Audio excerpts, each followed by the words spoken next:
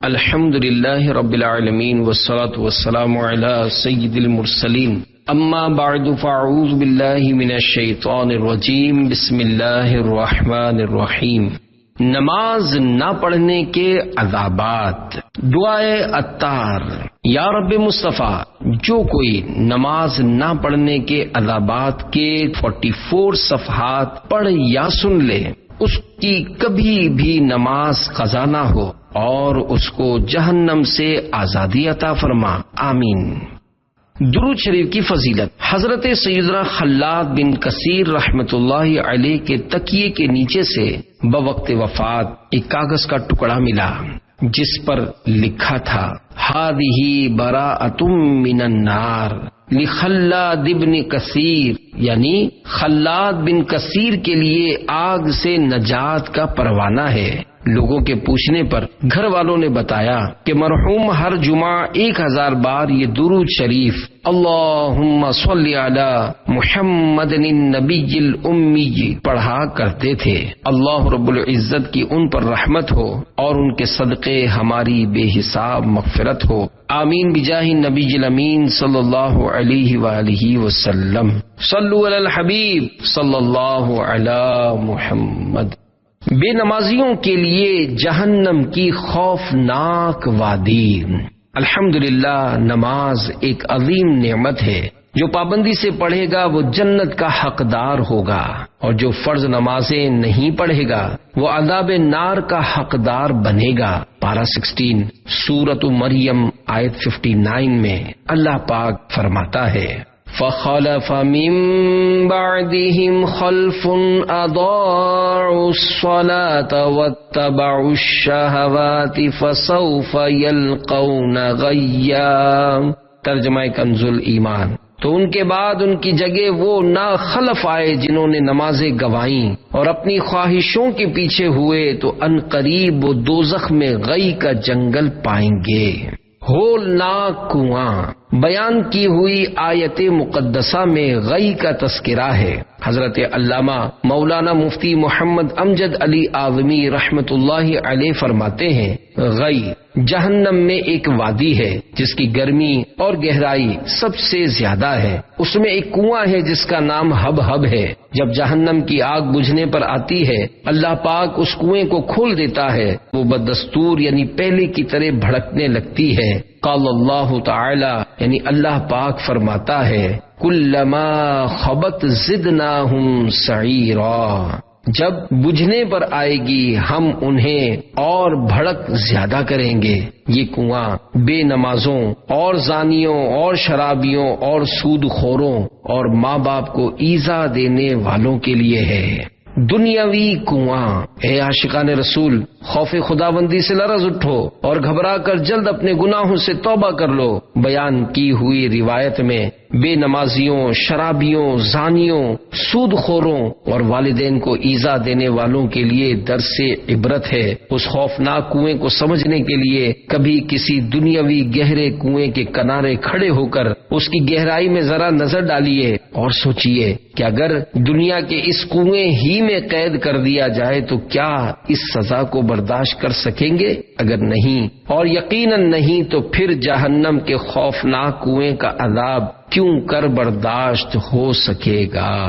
گرم پانی میں غوطے کی سزا بھی ناقابل برداشت۔ تو حکایت حضرت سیدنا عبد الرحمن بن یزید بن جابر رحمت اللہ علیہ فرماتے ہیں ایک مرتبہ میں نے حضرت سیدنا یزید بن مرصد رحمت اللہ علیہ سے پوچھا میں نے آپ کو ہمیشہ روتے ہی دیکھا ہے، آخر آپ اتنا کیوں روتے ہیں؟ فرمایا آپ یہ سوال کیوں کر رہے ہیں؟ میں نے کہا اس امید پر کہ شاید مجھے کوئی نصیحت آمیز جواب ملے۔ فرمایا خدائے پاک کی قسم، بعض اوقات میرے سامنے کھانا لایا جاتا ہے تو مجھ پر خوف خدا سے رقت طاری ہو جاتی ہے، میں کھانے سے بے پرواہ ہو جاتا ہوں۔ کبھی ایسا بھی ہوتا ہے کہ اپنے اہل و عیال کے ساتھ ہوتا ہوں تو اچانک مجھ پر یہ کیفیت طاری ہو جاتی ہے اور میں بے اختیار رونا شروع کر دیتا ہوں۔ مجھے دیکھ کر میرے بچے اور تمام گھر والے بھی رونے لگتے ہیں، حالانکہ انہیں رونے کا سبب معلوم نہیں ہوتا۔ میری زوجہ اکثر یہ شکایت کرتی ہے کہ ہائے افسوس،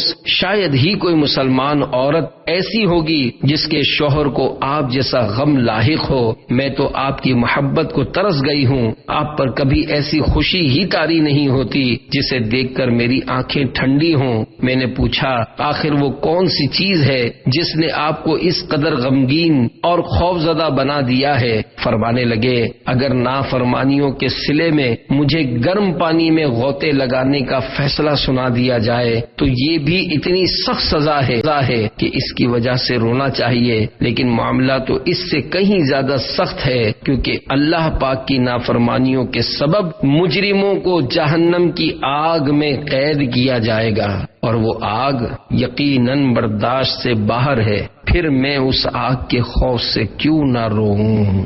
میرے اشک بہتے رہیں کاش ہر دم، تیرے خوف سے یا خدا یا الہی، تیرے خوف سے تیرے ڈر سے ہمیشہ میں تھر تھر رہوں کانپتا یا الہی۔ مسلمان ہے عطار تیری عطا سے، وہ ایمان پر خاتمہ یا الہی۔ صلو علی الحبیب صلی اللہ علی محمد۔ منافقین کی تورات میں بیان کردہ صفات۔ تابع بزرگ حضرت سیدنا کعب الاحبار رحمت اللہ علیہ فرماتے ہیں کہ اللہ کی قسم میں تورات میں منافقین کی یہ صفات پڑھتا ہوں، خواہشات کے پیچھے چلنے والے اور نماز چھوڑنے والے۔ پھر انہوں نے پارہ 16 سورۃ مریم کی آیت 59 پڑھی، فَخَلَفَ مِن بَعْدِهِمْ خَلْفٌ أَضَاعُوا الصَّلَاةَ وَاتَّبَعُوا الشَّهَوَاتِ فَسَوْفَ يَلْقَوْنَ غَيًّا۔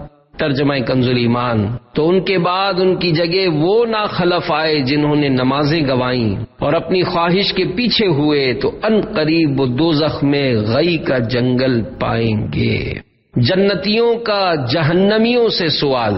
حضرت سیدنا امام ابو حامد محمد بن محمد غزالی رحمت اللہ علیہ خشوع و خضوع کے ساتھ نماز ادا کرنے والوں کے لیے کامیابی پانے اور جنت الفردوس میں جانے کی بشارتوں کے متعلق آیات قرآنی بیان کرنے کے بعد احیاء العلوم اردو جلد 1 صفحہ 528 پر فرماتے ہیں، میرے خیال میں غافل دل کے ساتھ محض زبان کو جلدی جلدی چلانا اس درجے تک نہیں پہنچا سکتا۔ اسی وجہ سے اللہ پاک نے ان نمازیوں کے مقابل جہنمیوں سے متعلق ارشاد فرمایا، ما سلککم فی سقر قالوا لم نک من المصلین۔ ترجمہ کنز ایمان، تمہیں کیا بات دوزخ میں لے گئی؟ وہ بولے ہم نماز نہ پڑھتے تھے، لہذا نمازی ہی جنت الفردوس کے وارث ہیں، اور وہی اللہ پاک کے نور کا مشاہدہ کرنے والے اور اس کے قرب سے لطف اندوز ہونے والے ہیں۔ قیامت میں پہلا سوال۔ حضور اکرم صلی اللہ علیہ وآلہ وسلم نے فرمایا، سب سے پہلے قیامت کے دن بندے سے نماز کا حساب لیا جائے گا۔ اگر یہ درست ہوئی تو باقی اعمال بھی ٹھیک رہیں گے، اور یہ بگڑی تو سبھی بگڑے۔ روز محشر کے جاں گداز بود، اب بنی پرسش نماز بود، یعنی قیامت کا دن کہ جان کو پگھلا دینے والا ہوگا، اس میں سب سے پہلا سوال نماز کا ہوگا۔ جہنم کے دروازے پر نام۔ حضور نبی پاک صلی اللہ علیہ وآلہ وسلم نے ارشاد فرمایا، جو جان بوجھ کر ایک نماز چھوڑ دیتا ہے اس کا نام جہنم کے اس دروازے پر لکھ دیا جاتا ہے جس سے وہ داخل ہوگا۔ 1000 سال رونا بھی کام نہ دے گا۔ والد اعلی حضرت علامہ مفتی نقی علی خان رحمت اللہ علیہ فرماتے ہیں، جو بے کسی سبب اور عذر کے نماز ترک کرتے ہیں اور خدا اور رسول سے اصلاً یعنی بالکل نہیں شرماتے، قیامت کے دن اگر ایک نماز کے بدلے تمام دنیا دینا چاہیں گے قبول نہ کی جاوے گی، اور جو یعنی اگر 1000 برس روویں گے نجات نہ ملے گی۔ ہزاروں برس کے عذاب کا حقدار۔ اعلی حضرت امام احمد رضا خان رحمت اللہ علیہ فرماتے ہیں، جس نے قصدن یعنی جان بوجھ کر ایک وقت کی نماز چھوڑی 1000 برس جہنم میں رہنے کا مستحق ہوا، جب تک توبہ نہ کرے اور اس کی قضا نہ کر لے۔ مسلمان اگر اس کی زندگی میں اسے یک لخت یعنی بالکل چھوڑ دیں، اس سے بات نہ کریں، اس کے پاس نہ بیٹھیں، تو ضرور وہ بے نمازی اس بائیکاٹ کا سزاوار یعنی اسی لائق ہے۔ بے نمازی کی صحبت سے بچنے کی تاکید مزید کرتے ہوئے سیدی اعلی حضرت نے قرآنی آیت پیش کی، چنانچہ لکھتے ہیں کہ اللہ پاک پارہ 7 سورۃ الانعام آیت 68 میں فرماتا ہے وَإِمَّا يُنْسِيَنَّكَ الشَّيْطَانُ فَلَا تَقْعُدْ بَعْدَ الذِّكْرَى مَعَ الْقَوْمِ الظَّالِمِينَ۔ ترجمہ کنز الایمان، اور جو کہیں تجھے شیطان بھلاوے تو یاد آئے پر ظالموں کے پاس نہ بیٹھ۔ تفسیر احمدیہ میں اس آیت مبارکہ کے تحت لکھا ہے یہاں ظالمین سے مراد کافرین، مبتدعین یعنی گمراہ اور بد دین اور فاسقین ہیں۔ بے نمازی کی 15 سزائیں ہیں۔ اللہ پاک کے آخری نبی صلی اللہ علیہ وآلہ وسلم کا فرمان عالی شان ہے، جو نماز کی پابندی کرے گا اللہ پاک 5 باتوں کے ساتھ اس کا اکرام یعنی عزت فرمائے گا۔ نمبر 1 اس سے تنگی، اور 2 قبر کا عذاب دور فرما دے گا، 3 اللہ پاک نامہ اعمال اس کے سیدھے ہاتھ میں دے گا، 4 وہ پل صراط سے بجلی کسی تیزی سے گزر جائے گا، اور 5 جنت میں بغیر حساب داخل ہوگا، اور جو سستی کی وجہ سے نماز چھوڑے گا اللہ پاک اسے 15 سزائیں دے گا، 5 دنیا میں، 3 موت کے وقت، 3 قبر میں، اور 3 قبر سے نکلتے وقت۔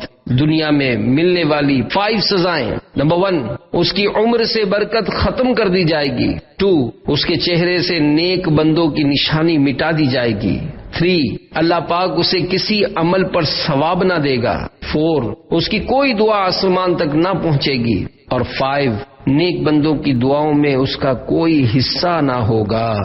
موت کے وقت دی جانے والی 3 سزائیں، نمبر 1 وہ ذلیل ہو کر مرے گا، 2 بھوکا مرے گا، اور 3 پیاسا مرے گا۔ اگر اسے دنیا بھر کے سمندر پلا دیے جائیں پھر بھی اس کی پیاس نہ بجھے گی۔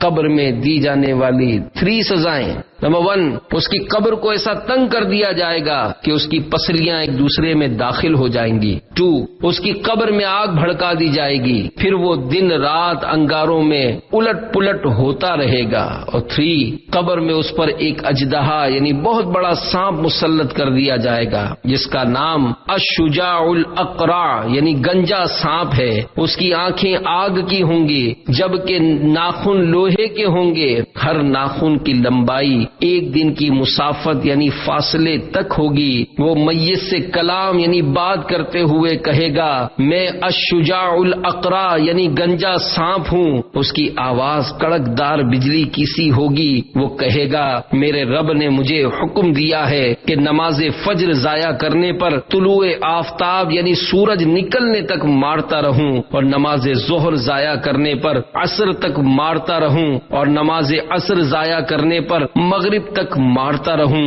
اور نماز مغرب ضائع کرنے پر عشاء تک مارتا رہوں، اور نماز عشاء ضائع کرنے پر فجر تک مارتا رہوں۔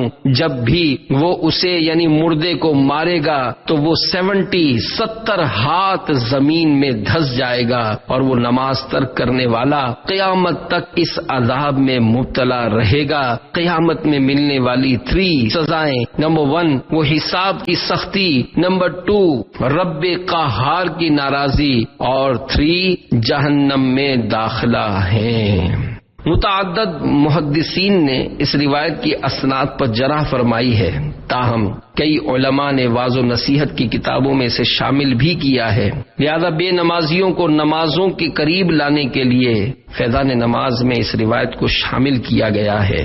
وضاحت بیان کردہ حدیث پاک میں 15 سزاؤں کا تذکرہ ہے، مگر تفصیل 14 سزاؤں کی بیان ہوئی ہے۔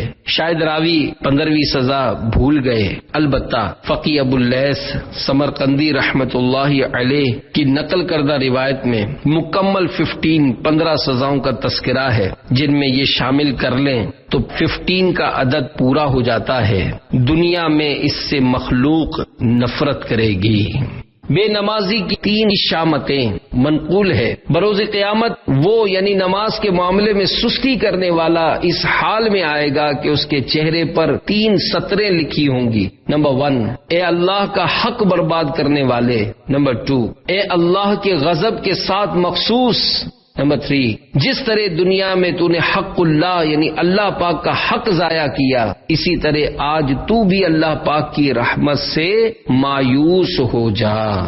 گناہ کا عذاب دنیا اور آخرت دونوں میں ہوتا ہے۔ تفسیر صراط الجنان جلد 6 صفحہ 263 پر ہے، جیسے گناہ کا عذاب دنیا و آخرت میں بھگتنا پڑتا ہے، یوں ہی نیکی کا فائدہ دونوں جہان میں ملتا ہے۔ جو مسلمان 5 نمازیں پابندی سے جماعت کے ساتھ ادا کرے، اسے رزق میں برکت، قبر میں فراخی نصیب ہوگی اور پل صراط پر آسانی سے گزرے گا، اور جو جماعت کا تارک ہوگا اس کی کمائی میں برکت نہ ہوگی، چہرے پر صالحین کے آثار نہ ہوں گے، لوگوں کے دلوں میں اس سے نفرت ہوگی، پیاس و بھوک میں جاں کنی اور قبر کی تنگی میں مبتلا ہوگا، اور اس کا حساب بھی سخت ہوگا۔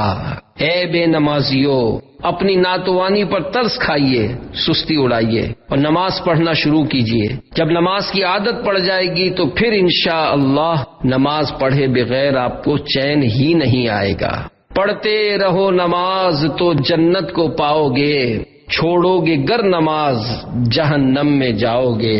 صلو علی الحبیب صلی اللہ علی محمد۔ شیطان جیسا کون؟ حکایت، ایک بزرگ کو شیطان نظر آ گیا تو فرمانے لگے کوئی ایسا طریقہ بتا کہ میں تجھ جیسا بن جاؤں۔ شیطان نے کہا نماز میں سستی کر اور خوب جھوٹی قسمیں کھایا کر۔ وہ بزرگ فوراً بول اٹھے میں اللہ سے عہد کرتا ہوں کہ کبھی نماز میں سستی نہیں کروں گا اور کبھی جھوٹی قسم نہیں کھاؤں گا۔ شیطان نے بوکھلا کر کہا میں بھی عہد کرتا ہوں کبھی کسی انسان کو نصیحت نہیں کروں گا۔ عمل ضائع ہو گیا۔ مکی مدنی آقا صلی اللہ علیہ وآلہ وسلم نے فرمایا جس نے فرض نمازیں بغیر عذر کے چھوڑی تو اس کا عمل ضائع ہو گیا۔ بد اخلاقی جاتی رہی، اپنی نیکیاں بچانے، شیطان کے چنگل سے خود کو چھڑانے، رضا الہی والے کام بڑھانے، نماز وقت کے اندر پڑھ لینے کا جذبہ پانے کے لیے عاشقان رسول کی مدنی تحریک دعوت اسلامی کے مدنی ماحول سے ہردم وابستہ رہیے۔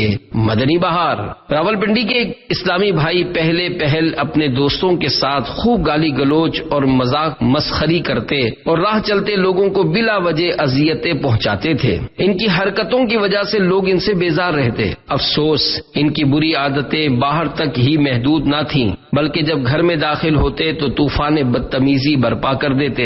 اگر کھانا وقت پر نہ ملتا تو آپے سے باہر ہو جاتے، چیخو پکار کرتے، بات پر گھر میں فساد مچا دیتے، برتن اٹھا کر ادھر ادھر پھینکنا شروع کر دیتے، جس کی وجہ سے گھر والے بھی ان سے نفرت کرتے تھے۔ الغرض اچھے اخلاق و کردار سے ان کی زندگی خالی تھی۔ ان کی بد اخلاقی رخصت ہونے کا سبب یوں بنا کہ ان کے علاقے کی مسجد میں ایک مبلغ دعوت اسلامی روزانہ عشاء کی نماز کے بعد فیضان سنت کا درس دینے کی سعادت حاصل کرتے تھے۔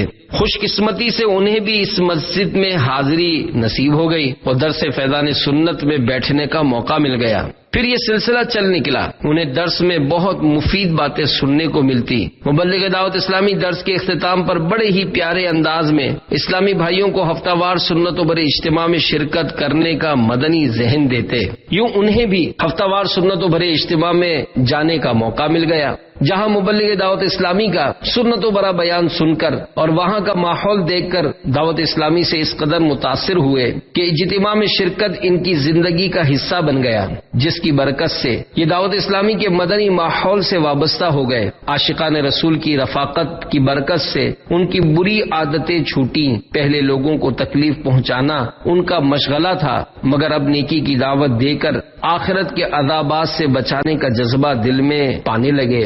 الحمدللہ انہیں علاقائی مشاورت کے نگران کی حیثیت سے مدنی کام کرنے کا موقع بھی میسر آیا۔ پلا کر مائے عشق دیگا بنائیے تمہیں عاشق مصطفیٰ مدنی ماحول۔ صلو علی الحبیب صلی اللہ علی محمد۔ نماز قضا کر دینے کا عذاب۔ پارہ 30 سورۃ الماعون آیت 4 اور 5 میں ارشاد ہوتا ہے فویل للمصلین الذین هم عن صلاتهم ساہون۔ ترجمہ کنز ایمان، تو ان نمازیوں کی خرابی ہے جو اپنی نماز سے بھولے بیٹھے ہیں۔ تفسیر صراط الجنان میں سورۃ الماعون کی بیان کی ہوئی آیت نمبر 5 کے تحت ہے۔ نماز سے غفلت کی چند صورتیں ہیں، جیسے پابندی سے نہ پڑھنا، صحیح وقت پر نہ پڑھنا، فرائض و واجبات کو صحیح طریقے سے ادا نہ کرنا، شرعی عذر کے بغیر با جماعت نہ پڑھنا، نماز کی پرواہ نہ کرنا، تنہائی میں قضا کر دینا اور لوگوں کے سامنے پڑھ لینا وغیرہ۔ یہ سب صورتیں وعید میں داخل ہیں، جبکہ شوق سے نہ پڑھنا، سمجھ بوجھ کر ادا نہ کرنا، توجہ سے نہ پڑھنا بھی نماز سے غفلت میں داخل ہے۔ البتہ یہ صورتیں اس وعید میں داخل نہیں جو ما قبل آیت میں بیان ہوئی ہیں۔ جہنم کی خوفناک وادی ویل، کتاب الکبائر میں منقول ہے کہ جہنم میں ایک وادی ہے جس کا نام ویل ہے، اگر اس میں دنیا کے پہاڑ ڈالے جائیں تو وہ بھی اس کی گرمی سے پگھل جائیں، اور یہ ان لوگوں کا ٹھکانہ ہے جو نماز میں سستی کرتے اور وقت کے بعد قضا کر کے پڑھتے ہیں، مگر یہ کہ وہ اپنی کوتاہی یعنی خطا پر نادم ہوں اور بارگاہ خداوندی میں توبہ کریں۔ وقت گزار کر نماز پڑھنے پر عذاب کا اندیشہ۔ حضرت سیدنا عبداللہ بن مسعود رضی اللہ عنہ فرماتے ہیں کہ سرکار دو جہاں صلی اللہ علیہ وآلہ وسلم ایک مرتبہ صحابہ کرام رضی اللہ عنہم کے قریب سے گزرے تو ارشاد فرمایا، کیا تم جانتے ہو کہ تمہارا اللہ پاک کیا فرماتا ہے؟ صحابہ کرام رضی اللہ عنہم نے عرض کی، اللہ پاک اور رسول صلی اللہ علیہ وآلہ وسلم بہتر جانتے ہیں۔ سرکار مدینہ صلی اللہ علیہ وآلہ وسلم نے 3 مرتبہ یہی سوال کیا، پھر فرمایا، اللہ پاک فرماتا ہے کہ مجھے اپنی عزت اور جلال کی قسم، جو بھی بندہ نماز اپنے وقت میں ادا کرے گا میں اسے جنت میں داخل فرماؤں گا، اور جو انہیں وقت گزار کر ادا کرے گا اگر میں چاہوں گا تو اس پر رحم فرماؤں گا، اور اگر چاہوں گا تو اسے عذاب دوں گا۔ اہل و مال جاتے رہے۔ رسول اللہ صلی اللہ علیہ وآلہ وسلم نے ارشاد فرمایا، جس کی نماز فوت ہوئی گویا اس کے اہل و مال جاتے رہے۔ ایک اور حدیث پاک میں ہے کہ جس کی نماز عصر جاتی رہی گویا اس کا گھر بار اور مال لٹ گیا۔ شرح حدیث، یعنی جیسے اس شخص کو وہ نقصان پہنچا جس کی تلافی نہیں ہو سکتی، یعنی جس کا بدلہ نہیں ہو سکتا، ایسے ہی نماز عصر چھوڑنے والے کو ناقابل تلافی یعنی جس کا بدلہ نہ ہو سکے ایسا نقصان پہنچتا ہے۔ شب معراج عذاب دیکھا۔ سرور کائنات صلی اللہ علیہ وآلہ وسلم معراج کی رات ایک ایسی قوم یعنی ایسے لوگوں کے پاس تشریف لے گئے جن کے سر پتھر سے کچلے جا رہے تھے، جب بھی انہیں کچل لیا جاتا وہ پہلے کی طرح درست ہو جاتے، اور یہ سلسلہ یوں ہی چلتا رہا تو آپ صلی اللہ علیہ وآلہ وسلم نے پوچھا، اے جبرائیل یہ کون ہیں؟ عرض کی، یہ وہ لوگ ہیں جن کے سر نماز پڑھنے سے بوجھل یعنی بھاری ہو جاتے، یعنی فرض نماز چھوڑ دیتے تھے۔ پیارے اسلامی بھائیوں، اگر سر میں معمولی سی چوٹ لگ جائے تو بندہ تڑپ اٹھے تو معاذ اللہ نماز قضا کرنے کی صورت میں اگر اس کا نازک سر فرشتوں نے پتھر سے کچلنا شروع کر دیا تو اس کا کیا بنے گا؟ کاش کاش کاش سارے مسلمان پکے نمازی بن جائیں۔ توفیق دے الہی مجھے تو نماز کی، صدقے میں مصطفیٰ کے بنے خو نماز کی، سر کچلنے کی سزا۔ فجر کی نماز میں سوئے رہنے والے نماز کا وقت سو کر گزارنے کی خوفناک سزا کی کیفیت سنیں اور توبہ کریں۔ سرکار مدینہ منورہ سردار مکہ مکرمہ صلی اللہ علیہ وآلہ وسلم نے صحابہ کرام رضی اللہ عنہم سے فرمایا، آج رات 2 شخص یعنی جبرائیل و میکائیل علیہم السلام میرے پاس آئے اور مجھے ارض مقدس یعنی بیت المقدس میں لے آئے۔ میں نے دیکھا کہ ایک شخص لیٹا ہے اور اس کے سرہانے یعنی سر کے پاس ایک شخص پتھر اٹھائے کھڑا ہے، اور پے در پے یعنی بار بار پتھر سے اس کا سر کچل رہا ہے۔ ہر بار کچلنے کے بعد سر پھر ٹھیک ہو جاتا ہے۔ میں نے ان فرشتوں سے کہا، سبحان اللہ، یہ کون ہے؟ انہوں نے عرض کی، آگے تشریف لے چلیے۔ مزید مناظر دکھانے کے بعد فرشتوں نے عرض کی، پہلا شخص جو آپ صلی اللہ علیہ وآلہ وسلم نے دیکھا یعنی جس کا سر کچلا جا رہا تھا، یہ وہ تھا جس نے قرآن پڑھا پھر اس کو چھوڑ دیا تھا اور فرض نمازوں کے وقت سو جاتا تھا۔ سر میں ہی سزا کیوں؟ حضرت سیدنا امام شہاب الدین احمد بن محمد قسطلانی رحمت اللہ علیہ سر میں سزا دیے جانے کی وجہ بیان کرتے ہوئے فرماتے ہیں، چونکہ وہ نماز کے وقت سو جاتا تھا اور نیند کی جگہ سر ہے، اس لیے اسے سر میں سزا دی جا رہی تھی۔ حضرت علامہ ابن حبیرہ رحمت اللہ علیہ فرماتے ہیں، چونکہ اس نے سب سے اعلیٰ چیز قرآن کریم چھوڑ دیا تھا، یعنی قرآن پاک کی تلاوت اور اس کے تقاضوں پر عمل کرنا چھوڑ دیا تھا، اس لیے اسے سب سے اعلیٰ عضو سر میں سزا دی گئی۔ جہنم میں جانے کا حکم ہوگا۔ جان بوجھ کر نماز قضا کرنے والے اور جھوٹی قسمیں کھانے والے کو جہنم میں جانے کا حکم دیا جائے گا، جیسا کہ حضرت سیدنا عبداللہ ابن عباس رضی اللہ عنہما سے مروی ہے کہ قیامت کے دن ایک شخص کو اللہ پاک کی بارگاہ میں کھڑا کیا جائے گا، اللہ پاک اسے جہنم میں جانے کا حکم فرمائے گا، وہ عرض کرے گا، یا اللہ مجھے کس لیے جہنم میں بھیجا جا رہا ہے؟ ارشاد ہوگا، نمازوں کو ان کا وقت گزار کر پڑھنے اور میرے نام کی جھوٹی قسمیں کھانے کی وجہ سے۔ کالا سانپ منہ میں کاٹ رہا تھا۔ حکایت، حضرت علامہ مفتی عنایت احمد کاکو روی رحمت اللہ علیہ وفات 1279 ہجری لکھتے ہیں، شرح برزخ میں لکھا ہے کہ بغداد میں ایک امیر زادی یعنی مالدار کی لڑکی کا انتقال ہوا۔ بعد جان نکلنے کے حسب دستور لوگوں نے اس کی نعش یعنی لاش کو چادر سے ڈھک یعنی چھپا دیا۔ پھر جب واسطے تجہیز و تکفین کے یعنی میت کے کفن دفن کے انتظام کے لیے چادر کھولی، دیکھا کہ ایک سانپ کالا اس کے منہ میں کاٹ رہا تھا اور اس کے بدن سے لپٹا تھا۔ لوگوں نے چاہا کہ اس سانپ کو ماریں۔ اس میت کے باپ نے کہا کہ یہ سانپ ایسا نہیں ہے کہ مارنے سے جائے، یہ سانپ غضب الہی کا معلوم ہوتا ہے۔ بعد اس کے اس نے سانپ کے متصل یعنی نزدیک جا کے کہا، میں جانتا ہوں کہ تو خدا کے حکم سے آیا ہے، لیکن ہم لوگ بھی مامور یعنی حکم کیے گئے ہیں اس بات کے موافق یعنی مطابق سنت رسول اللہ صلی اللہ علیہ وآلہ وسلم کے تجہیز و تکفین میت کریں۔ اگر تو ہم کو اتنی مہلت دے کہ ہم یہ سنت بجا لائیں تو اچھی بات ہے۔ یہ سنتے ہی وہ سانپ اس لڑکی سے الگ ہو کر گھر کے ایک کونے میں جا بیٹھا۔ جب اسے غسل دے کر کفن پہنانے کے لیے چارپائی پر لٹایا اور چاہا کہ جنازہ اٹھائیں، وہ سانپ جھپٹ کر پھر اس میت سے ویسے ہی جا چپٹا، یہاں تک کہ اس کے ساتھ ہی دفن ہوا۔ لوگوں نے اس لڑکی کے باپ سے پوچھا کہ کون سا گناہ یہ لڑکی کیا کرتی تھی کہ اس کے سبب ایسا عذاب شدید نمایاں یعنی سخت عذاب ظاہر اس پر ہوا؟ اس نے کہا، اور تو کوئی گناہ یہ نہیں کرتی تھی مگر کبھی کبھی نماز قضا کر دیا کرتی تھی۔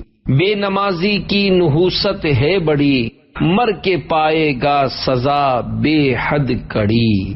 صلو علی الحبیب صلی اللہ علی محمد۔ قبر میں آگ کے شعلے۔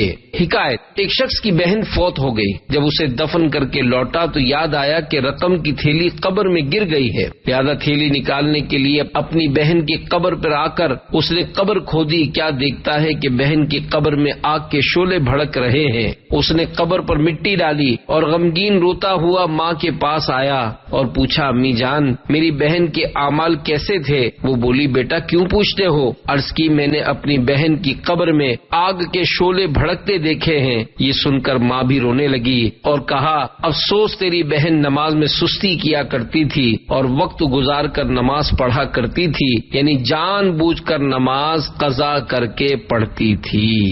آہ، ہم تو گرمی بھی برداشت نہیں کر سکتے۔ اے جنت کے طلبگاروں، گھبرا کر اپنے پروردگار کے دربار میں توبہ کر لیجئے۔ ذرا سوچئے تو صحیح، آج ہم کو دنیا کی آگ سے کس قدر خوف آتا ہے۔ اگر کسی مکان میں آگ لگ جائے تو اس میں رہنے والے تو درکنار، قرب و جوار یعنی آس پاس والے بھی گھبرا کر گھر بار چھوڑ کر بھاگ کھڑے ہوتے ہیں۔ چلیے آگ کی بات چھوڑیے، ذرا گرمی ہی کی شدت بڑھ جائے تو ہمارا حال برا ہو جاتا ہے، کسی کروٹ چین نہیں ملتا۔ 100 کروڑ افسوس، ان تجربات کے باوجود بھی ہم عبرت و نصیحت حاصل نہیں کرتے۔ نماز نہ پڑھنا قضا پڑھنے سے بڑا گناہ ہے۔ اے اللہ پاک کی رحمت کے امیدوارو، کہیں شیطان آپ کو اس وسوسے میں مبتلا نہ کر دے کہ نماز قضا کرنا ہی سخت گناہ ہے، لہذا نماز رہ جائے تو قضا نہیں کرنی چاہیے۔ ہرگز ایسا نہیں، قضا پڑھ لینے اور توبہ کر لینے سے قبول توبہ اور معافی ملنے کی مضبوط امید ہے، مگر جو سرے سے نماز ہی نہ پڑھے تو توبہ سے اس کو نماز معاف نہیں ہو جاتی۔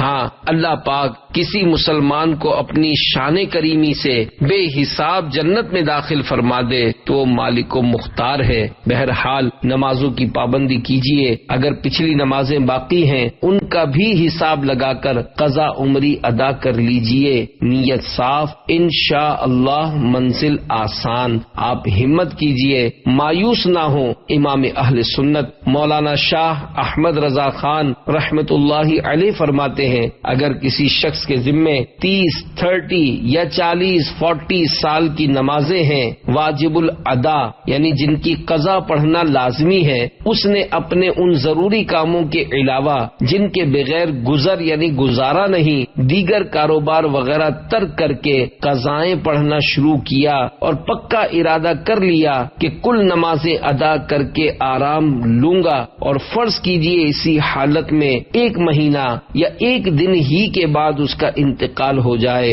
تو اللہ پاک اپنی رحمت کاملہ سے اس کی سب نمازیں ادا کر دے گا۔ قال اللہ تعالی، یعنی اللہ پاک فرماتا ہے، وَمَن يَخْرُجْ مِن بَيْتِهِ مُهَاجِرًا إِلَى اللَّهِ وَرَسُولِهِ ثُمَّ يُدْرِكُهُ الْمَوْتُ فَقَدْ وَقَعَ أَجْرُهُ عَلَى اللَّهِ، جو اپنے گھر سے اللہ اور رسول کی طرف ہجرت کرتا ہوا نکلے، پھر اسے راستے میں موت آ جائے تو اس کا ثواب اللہ کے ذمہ کرم پر ثابت ہو چکا۔ یہاں مطلق یعنی بغیر کسی شرط یا قید کے فرمایا، گھر سے اگر ایک ہی قدم نکالا اور موت نے آ لیا تو پورا کام اس کے نامہ اعمال میں لکھا جائے گا اور کامل یعنی کمپلیٹ ثواب پائے گا۔ وہاں نیت دیکھتے ہیں، سارا دار و مدار حسن نیت یعنی اچھی نیت پر ہے۔ نوکری کی وجہ سے نماز قضا کرنا گناہ کبیرہ ہے۔ اے عاشقان رسول، نماز پنجگانہ یعنی 5 وقت کی نمازوں کی پابندی نہایت ضروری ہے۔ نوکری یا تجارت یا تعلیم وغیرہ کے سبب ایک وقت کی بھی نماز قضا کر دینا گناہ کبیرہ، حرام و جہنم میں لے جانے والا کام ہے۔ وہاں جماعت میسر ہونے کے باوجود اگر سیٹھ جماعت سے روکتا ہے، ایسی نوکری نہ کرے۔ اگر نوکری کی وجہ سے نماز بلکہ جماعت بھی ترک کرے گا تو گناہ گاروں عذاب نار کا حقدار ہوگا۔ با جماعت فرض نمازوں سے سیٹھ کو روکنے کا کوئی اختیار نہیں، وہ روکے جب بھی نہ رکے، اور نوکری بچانے کے لیے اپنی نماز نہ چھوڑے۔ ہاں، نماز تو ملتی ہو مگر با جماعت نماز نہ پڑھنے کا کوئی اور عذر ہو تو ترک جماعت میں حرج نہیں۔ قیامت میں نہ خوف نہ گھبراہٹ۔ فرمان مصطفیٰ صلی اللہ علیہ وآلہ وسلم، 3 طرح کے لوگ ایسے ہیں جو بروز قیامت سیاہ کستوری کے ٹیلوں پر ہوں گے، انہیں حساب کا خوف ہوگا نہ کوئی گھبراہٹ، یہاں تک کہ لوگوں کا حساب ہو جائے گا۔ نمبر 1، جس نے رضا الہی کے لیے قرآن پاک کی تلاوت کی اور لوگوں کی امامت کی جبکہ وہ اس سے خوش ہوں۔ نمبر 2، جس نے رضا الہی کے لیے مسجد میں اذان دی اور لوگوں کو اللہ پاک کی طرف بلایا۔ نمبر 3، جسے دنیا میں رزق کے معاملے میں آزمایا گیا مگر اس آزمائش نے اسے اخروی اعمال سے غافل نہ کیا۔ گناہ نہ کروں تو روزی نہیں ملتی۔ حکایت، اعلیٰ حضرت رحمت اللہ علیہ فتاوی رضویہ جلد 23 صفحہ 528 پر فرماتے ہیں، تابعی بزرگ حضرت سیدنا امام سفیان ثوری رضی اللہ عنہ نے ایک شخص کو نوکری حکام سے منع فرمایا کیونکہ گورنمنٹ کی بعض نوکریوں میں ظلم و گناہ سے بچنا اکثر دشوار ہوتا ہے۔ یہ سن کر اس نے کہا، بال بچوں کو کیا کروں؟ یہ سن کر آپ رحمت اللہ علیہ نے فرمایا، ذرا سنیو، یہ شخص کہتا ہے کہ میں خدا کی نافرمانی کروں جب تو وہ میرے اہل و عیال یعنی بال بچوں کو رزق پہنچائے گا اور اطاعت کروں یعنی شریعت کا حکم مان کر غلط کام چھوڑ دوں تو اللہ پاک مجھے بے روزی چھوڑ دے گا۔ روزی رب کے ذمہ کرم پر ہے۔ یاد رکھیے، نماز چھوڑ کر کوئی بھی ذریعہ روزی میں برکت نہیں لا سکتا۔ روزی دینا اسی پروردگار کے ذمہ کرم پر ہے جس نے نماز فرض کی ہے، 12ویں پارے کی ابتدا میں ہے۔ وَمَا مِن دَابَّةٍ فِي الْأَرْضِ إِلَّا عَلَى اللَّهِ رِزْقُهَا۔ ترجمہ کنز ایمان، اور زمین پر چلنے والا کوئی ایسا نہیں جس کا رزق اللہ کے ذمہ کرم پر نہ ہو۔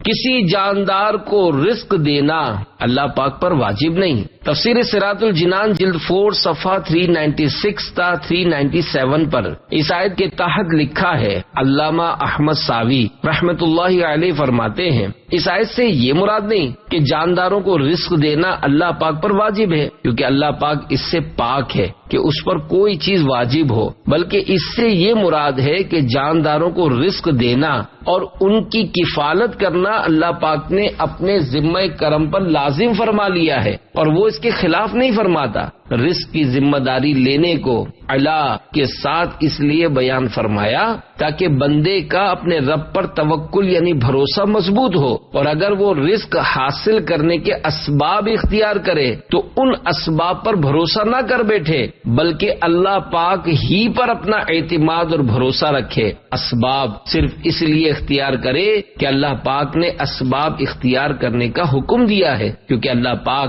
فارغ رہنے والے بندے کو پسند نہیں فرماتا۔ زمین کے جانداروں کو بطور خاص اس لیے ذکر فرمایا کہ یہی غذاؤں کے محتاج ہے، جبکہ آسمانی جاندار جیسے فرشتے اور حور عین یہ اس رزق کے محتاج نہیں بلکہ ان کی غذا تسبیح و تحلیل ہے۔ پیارے پیارے اسلامی بھائیوں، خدائے رزاق پر بھروسہ کرتے ہوئے ہمیشہ روزی کا ذریعہ ایسی ہی ملازمت جاب کو بنانا چاہیے جس میں اللہ رب العزت کی نافرمانی نہ کرنی پڑے، نماز بلکہ جماعت بھی نہ چھوڑنی پڑے، اور سیٹ کو بھی چاہیے کہ اپنے پاس نمازی ملازم رکھے۔ اگر ملازم یعنی امپلائی بے نمازی ہے تو اسے نماز کی ترغیب دیتا رہے۔ نمازی خادم، حکایت حضرت سیدنا ابو ہریرہ رضی اللہ عنہ بیان کرتے ہیں کہ رسول اکرم صلی اللہ علیہ وآلہ وسلم نے حضرت سیدنا ابو الہیثم بن تیہان رضی اللہ عنہ سے ارشاد فرمایا، کیا تمہارے پاس خادم ہے؟ انہوں نے عرض کی، نہیں۔ آپ صلی اللہ علیہ وآلہ وسلم نے ارشاد فرمایا، جب ہمارے پاس قیدی آئیں تو آنا۔ چنانچہ جب آپ صلی اللہ علیہ وآلہ وسلم کے پاس 2 شخص لائے گئے تو حضرت سیدنا ابو الہیثم بن تیہان رضی اللہ عنہ حاضر خدمت ہوئے۔ مصطفیٰ جان رحمت صلی اللہ علیہ وآلہ وسلم نے فرمایا، ان میں سے ایک چن لو۔ عرض کی، یا نبی اللہ صلی اللہ علیہ وآلہ وسلم، آپ ہی چن دیجئے۔ آپ صلی اللہ علیہ وآلہ وسلم نے فرمایا، جس سے مشورہ لیا جائے وہ امین یعنی امانت دار ہے۔ پھر ایک کی طرف اشارہ کرتے ہوئے فرمایا، تم اسے لو کیونکہ میں نے اسے نماز پڑھتے دیکھا ہے، اور اس کے متعلق بھلائی کی وصیت قبول کرو۔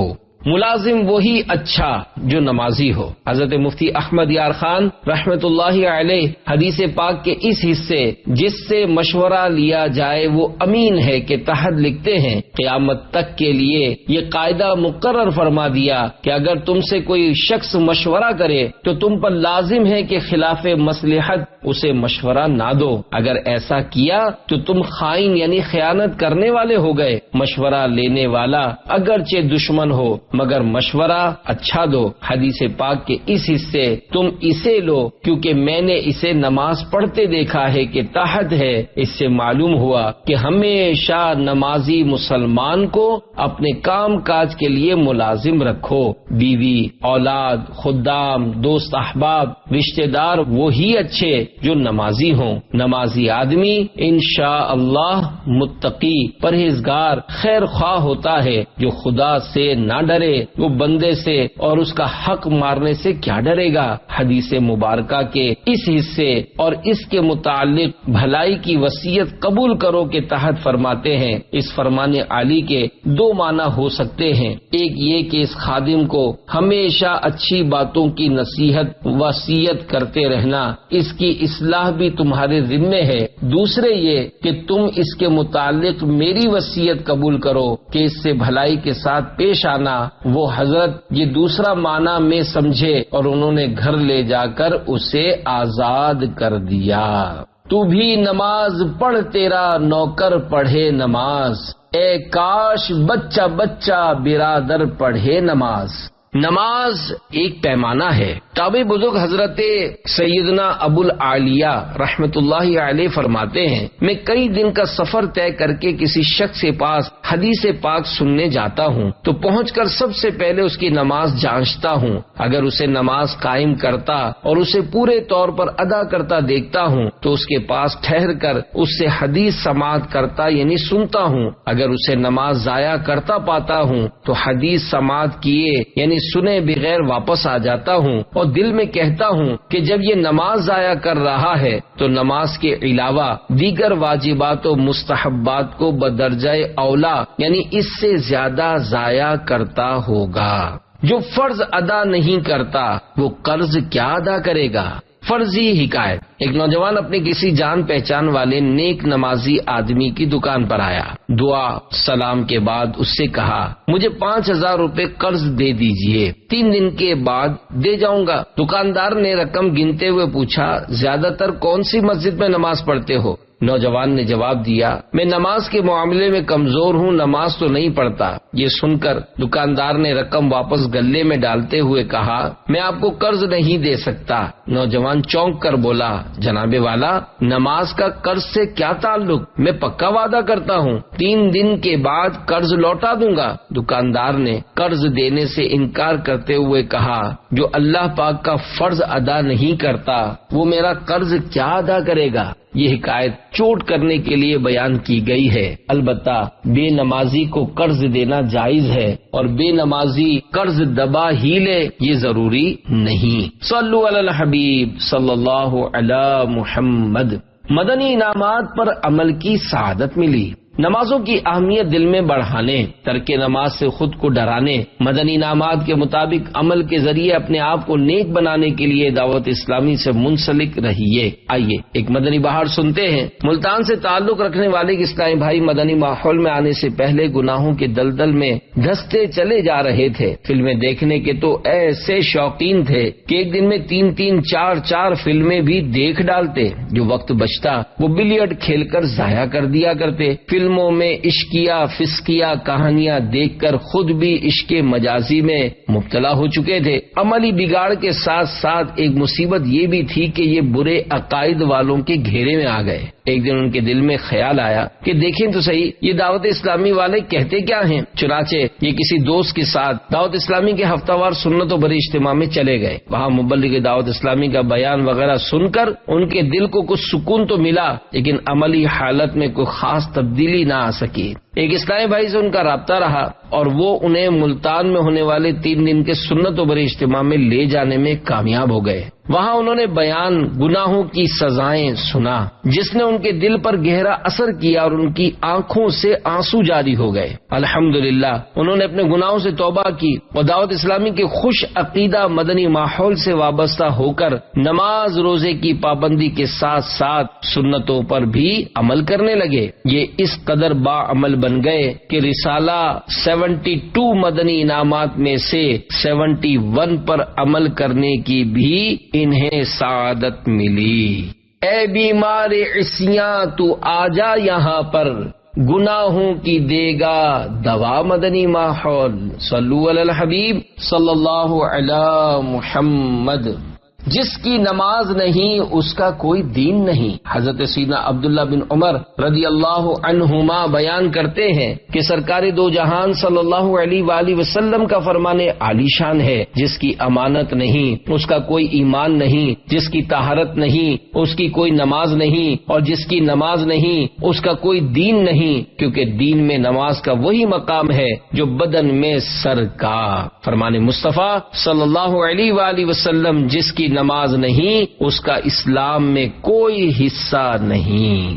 جس نے نماز ترک کی اس نے دین کو گرا دیا۔ فرمان مصطفیٰ صلی اللہ علیہ وآلہ وسلم، نماز دین کا ستون ہے، اور جس نے نماز ترک کی اس نے دین کو گرا دیا۔ نماز کے معاملے میں اللہ سے ڈرو۔ حضرت سیدنا انس بن مالک رضی اللہ عنہ فرماتے ہیں، ہم پیارے آقا صلی اللہ علیہ وآلہ وسلم کی ظاہری وفات کے وقت حاضر تھے۔ آپ صلی اللہ علیہ وآلہ وسلم نے ہم سے 3 بار ارشاد فرمایا، نماز کے معاملے میں اللہ سے ڈرو۔ علامہ مناوی رحمت اللہ علیہ اس روایت کے تحت فرماتے ہیں، یعنی نماز کی پابندی کے ذریعے اپنے آپ کو اللہ پاک کے غضب سے بچاؤ، اس امید پر کہ تمہارا رب کریم راضی ہو جائے۔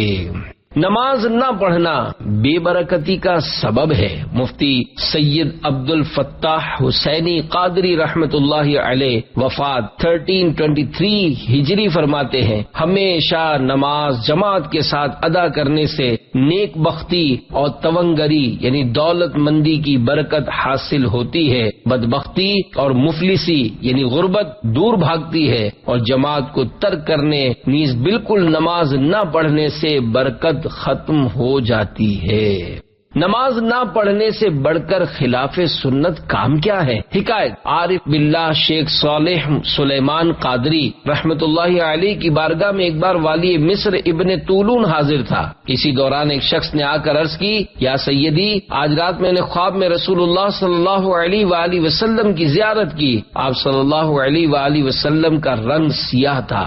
شیخ سلیمان قادری رحمت اللہ علیہ نے فرمایا، اپنا خواب ابن طولون سے بیان کرو۔ اس نے ابن طولون کو اپنا خواب سنایا تو ابن طولون نے کہا، جس شخص نے یہ خواب دیکھا ہے وہ خلاف سنت کاموں میں مشغول ہے، کیونکہ نبی پاک صلی اللہ علیہ وآلہ وسلم کا چہرہ مبارک سفید تھا اور سیاہ رنگ سفید کے الٹ ہے۔ خواب دیکھنے والا ضرور خلاف سنت کام کا مرتکب ہے۔ وہ شخص کہنے لگا، میں نے سنت کے خلاف کوئی کام نہیں کیا، ہاں اتنا ضرور ہے کہ بسا اوقات سستی کے سبب مجھ سے نماز چھوٹ جاتی ہے۔ شیخ سلیمان قادری رحمت اللہ علیہ نے فرمایا، نماز نہ پڑھنے سے بڑھ کر خلاف سنت اور کیا ہے؟ نماز نہ پڑھنا سب سے بڑا گناہ ہے، اور اس کی نحوست سے آدمی کا چہرہ بھی سیاہ ہوتا ہے۔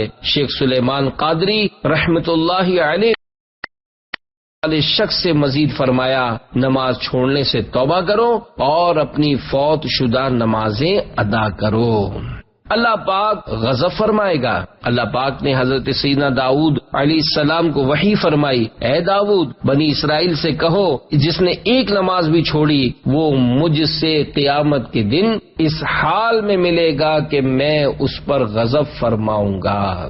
سب سے بڑی بے حیائی والد اعلی حضرت علامہ مولانا مفتی نقی علی خان رحمت اللہ علیہ فرماتے ہیں، نماز کو ترک کرنا اور اپنے مالک کا حکم ٹال دینا سب گناہوں سے بڑا گناہ اور سب بے حیائیوں سے سخت بے حیائی ہے۔ اعمال کی بربادی، امیر المومنین حضرت سیدنا عمر فاروق اعظم رضی اللہ عنہ بیان کرتے ہیں کہ حضور نبی پاک صلی اللہ علیہ وآلہ وسلم کا فرمان عبرت نشان ہے، جس نے جان بوجھ کر نماز چھوڑی اللہ پاک اس کے عمل برباد کر دے گا، اور اللہ پاک کا ذمہ اس سے اٹھ جائے گا جب تک کہ وہ اللہ پاک کی بارگاہ میں توبہ نہ کرے۔ بے نمازی سے اسلام کی امان اٹھ جاتی ہے۔ حضرت سیدنا ابو درداء رضی اللہ عنہ بیان کرتے ہیں، اللہ پاک کے پیارے نبی صلی اللہ علیہ وآلہ وسلم نے مجھے وصیت فرمائی، کسی چیز کو اللہ پاک کا شریک نہ ٹھہراؤ، اگرچہ مار ڈالے جاؤ یا جلا دیے جاؤ، اور فرض نماز جان بوجھ کر نہ چھوڑو کہ جس نے اسے عمدن یعنی جان بوجھ کر چھوڑا اس سے ذمہ اٹھا لیا جاتا ہے، اور شراب نہ پیو کہ یہ ہر شر یعنی ہر برائی کی چابی ہے۔ اس سے ذمہ اٹھا لیا جاتا ہے کہ معنی حکیم الامت حضرت مفتی احمد یار خان رحمت اللہ علیہ حدیث پاک کے اس حصے اس سے ذمہ اٹھا لیا جاتا ہے کہ تحت لکھتے ہیں، یعنی بے نمازی سے اسلام کی امان اٹھ گئی، اسے حاکم اس پر یعنی ترک نماز پر سخت سے سخت سزا دے سکتا ہے، یا یہ مطلب ہے کہ نمازی اللہ کی امان یعنی حفاظت میں رہتا ہے، صدہا یعنی سینکڑوں مصیبتوں سے محفوظ، بے نماز اس دولت سے محروم۔ ایک مقام پر لکھتے ہیں بے نمازی اللہ کی امان یعنی حفاظت میں نہیں رہتا، نماز کی برکت سے انسان دنیا میں آفتوں سے، مرتے وقت خرابی خاتمہ یعنی برے خاتمے سے، قبر میں فیل یعنی ناکام ہونے سے، حشر میں مصیبتوں سے، بفضل ہی تعالی یعنی اللہ پاک کے فضل سے امن میں رہتا ہے۔ صوفیہ فرماتے ہیں کہ وظیفے، عملیات، تعویذات کے فائدے حاصل کرنے کے لیے پابندی نماز ضروری ہے، شیخ و مرید دونوں کو۔ جب بینائی جاتی رہی، حکایت حضرت سیدنا عبداللہ بن عباس رضی اللہ عنہما کی جب بینائی جاتی رہی تو آپ سے عرض کی گئی ہم علاج کر دیں گے، کیا آپ اس کے لیے کچھ دن نماز چھوڑ سکتے ہیں؟ فرمایا نہیں، کیونکہ دو جہاں کے سلطان صلی اللہ علیہ وآلہ وسلم کا فرمان عبرت نشان ہے، جس نے نماز چھوڑی تو وہ اللہ پاک سے اس حال میں ملے گا کہ اللہ پاک اس پر ناراض ہوگا۔ اللہ کا دوست کون، دشمن کون؟ فرمان مصطفیٰ صلی اللہ علیہ وآلہ وسلم، اللہ پاک ارشاد فرماتا ہے تین چیزیں ایسی ہیں جس شخص نے ان کی حفاظت کی وہ میرا سچا دوست ہے، اور جس نے انہیں ضائع کیا وہ میرا دشمن ہے۔ نمبر 1 5 فرض نمازیں، نمبر 2 رمضان کے روزے، نمبر 3 جنابت سے غسل۔ شرح حدیث حضرت علامہ عبدالرؤف مناوی رحمت اللہ علیہ اس حدیث پاک کے تحت لکھتے ہیں سچا دوست ہونے سے مراد یہ ہے کہ اللہ پاک اس کا ضامن بن جائے گا اور اس کی حفاظت فرمائے گا، اور نماز ضائع کرنے والے شخص کا اللہ پاک کا دشمن ہونے سے مراد یہ ہے کہ اللہ پاک کا عفو و کرم یعنی معافی دینا اور مہربانی فرمانا اس کے شامل حال نہ ہوا تو وہ اسے عذاب دے گا اور اسے بے عزت کر دے گا۔ یاد رہے کہ اللہ کے دشمن کا لفظ حقیقت میں صرف کفار کے لیے ہے۔ سب سے اہم کام نماز ہے۔ تابعی بزرگ حضرت سیدنا نافع رحمت اللہ علیہ سے روایت ہے کہ امیر المومنین حضرت سیدنا عمر فاروق اعظم رضی اللہ عنہ نے اپنے صوبوں کے گورنروں کے پاس فرمان بھیجا کہ تمہارے سب کاموں سے اہم میرے نزدیک نماز ہے، جس نے اس کا حفظ کیا اور اس پر محافظت کی، یعنی حفظ و محافظت کی وضاحت آگے آ رہی ہے، اس نے اپنا دین محفوظ رکھا، اور جس نے اسے ضائع کیا وہ دوسروں کو اس سے ضائع کرے گا۔ نماز ایمان کی پہچان ہے۔ فرمان مصطفیٰ صلی اللہ علیہ وآلہ وسلم ہے نماز ایمان کی علامت یعنی پہچان ہے، تو جو نماز کے فرائض، سنتیں اور آداب کا لحاظ رکھتے ہوئے صدق یعنی سچے دل سے اس کی محافظت کرے گا وہ مومن ہے۔ حفظ و محافظت کے معنی حضرت مفتی احمد یار خان رحمت اللہ علیہ اس فرمان فاروقی تمہارے سب کاموں سے اہم میرے نزدیک نماز ہے کے تحت مراعات جلد 1 صفحہ 376 پر فرماتے ہیں، یعنی سلطنت کے کام، ملکی انتظام نماز کے بعد ہیں۔ جب نماز کا وقت آ جائے تو سارے کام ویسے ہی چھوڑ دو اور نماز میں مشغول ہو جاؤ۔ اس سے 2 مسئلے معلوم ہوئے، ایک یہ کہ سلطان اسلام کو چاہیے کہ رعایا کے دینی حالات سنبھالے، صرف دنیا پر نظر نہ رکھے، دوسرے یہ کہ بڑوں کو سنبھالو، چھوٹے خود سنبھل جائیں گے۔ اسی لیے آپ نے حکام کو خصوصیت سے خطاب فرمایا کہ جس نے اسے ضائع کیا وہ اوروں کو بدرجہ اولا ضائع کرے گا۔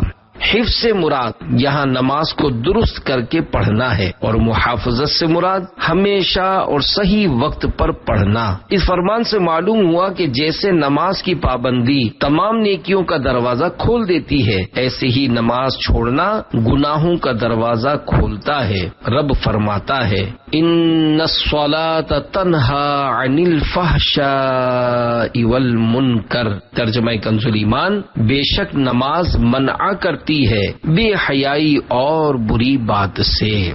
نماز کی محافظت کی مزید وضاحت امام شرف الدین حسین بن محمد طیبی رحمۃ اللہ علیہ فرماتے ہیں، محافظت سے مراد یہ ہے کہ نماز سے غفلت نہ برتی جائے، اسے اس کے اوقات میں ادا کیا جائے، اس کے ارکان پورے طور پر ادا کیے جائیں، اور خود کو نماز اور ان چیزوں کا اہتمام کرنے میں مصروف کیا جائے جن کے ذریعے نماز کامل یعنی پرفیکٹ ہوتی ہے۔ لوگ اپنے بادشاہ کے دین پر ہوتے ہیں۔ محاورہ امام ابو عمر ابن عبد البر رحمت اللہ علیہ فرماتے ہیں، حضرت سیدنا عمر فاروق اعظم رضی اللہ عنہ نے اپنے شاہی فرمان میں حکام کو اس لیے مخاطب کیا کہ لوگ ان کے پیچھے چلتے ہیں، جیسا کہ کہاوت ہے الناس علی دین الملک، یعنی لوگ بادشاہ کے دین پر ہوتے ہیں۔ اللہ پاک کے پیارے رسول صلی اللہ علیہ وآلہ وسلم کا فرمان ہے کہ میری امت کے دو قسم کے لوگ اگر درست ہو جائیں تو تمام لوگ درست ہو جائیں گے، اور وہ حکام و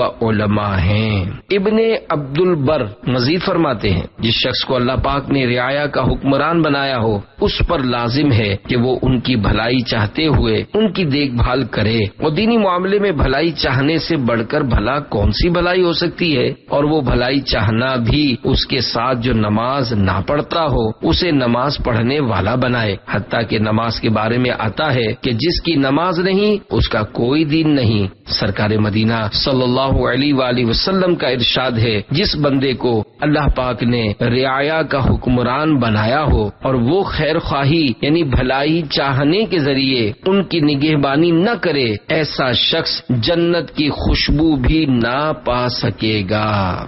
حضرت سیدنا عمر فاروق اعظم رضی اللہ تعالی عنہ اپنے رعایا کے لیے شفیق یعنی مہربان باپ کی طرح تھے، کیونکہ آپ جانتے تھے کہ ہر نگران سے اس کے ماتحتوں کے بارے میں سوال کیا جائے گا۔ الغرض بے نمازی کے ساتھ بہترین بھلائی یہ ہے کہ اسے نمازی بنایا جائے۔ بار بار گرنے کے بعد آخر سنبھل ہی گئے۔ نمازوں پر استقامت پانے، دوسروں کو نمازی بنانے کا جذبہ بڑھانے اور وضو و غسل کے ضروری مسائل سیکھنے سکھانے کے لیے بھی دعوت اسلامی کے ساتھ وابستہ رہیے۔ مدنی بہار اوکاڑا پنجاب کے قریبی علاقے شفیق نگر کے ایک اسلامی بھائی نمازوں پر استقامت سے محروم تھے، کئی مہینے مسجد کی حاضری سے محروم رہتے۔ دنیا کی محبت ایسی غالب تھی کہ موت کا تذکرہ سننا نفس پر گرا گزرتا تھا۔ نفس و شیطان ان کا یہ ذہن بناتے کہ خوب مزے اڑاؤ، جو ہوگا دیکھا جائے گا۔ لا علمی کا یہ حال تھا کہ غسل کے اہم مسائل سے بھی نہ واقف تھے، اسی وجہ سے بسا اوقات ناپاک حالت میں بھی نماز پڑھنے مسجد میں چلے جاتے۔ ان کی قسمت کا ستارہ یوں چمکا کہ ایک دن یہ نماز ظہر پڑھنے کے لیے مسجد گئے۔ جماعت ہو چکی تھی، لہذا انہوں نے تنہا ہی نماز ادا کی۔ اس وقت دعوت اسلامی کا مدنی قافلہ مسجد میں موجود تھا۔ عاشقان رسول کے چہرے داڑھی شریف اور امامے کے نور سے منور تھے۔ جب یہ نماز سے فارغ ہوئے تو مدنی قافلے کے ایک اسلامی بھائی ان کے قریب پہنچے اور سلام و مصافحہ کے بعد